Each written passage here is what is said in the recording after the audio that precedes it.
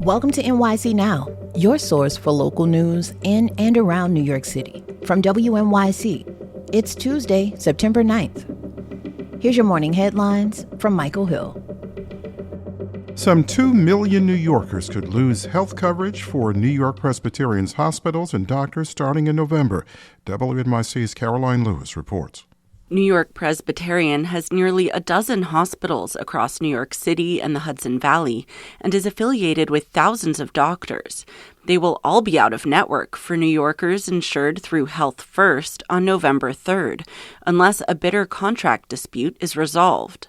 Health First says it had a contract with NewYork-Presbyterian that was supposed to run through 2027, but NewYork-Presbyterian abruptly terminated the deal this summer.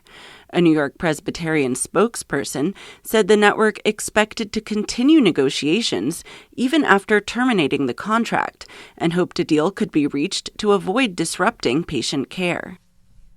NYPD Commissioner Jessica Tisch is pushing back and hard on President Trump's threats to send National Guard troops to New York.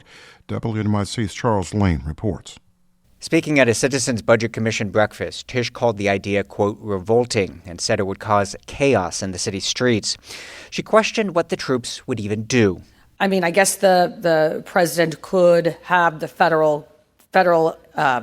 the National Guard come here and stand on street corners and walk through the subway system.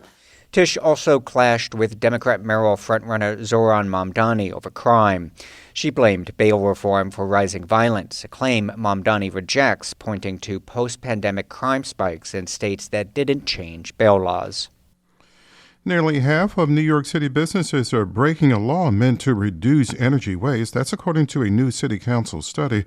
The law requires stores to keep their doors closed while air conditioning is on. Chains almost must post signs telling people how to report violations.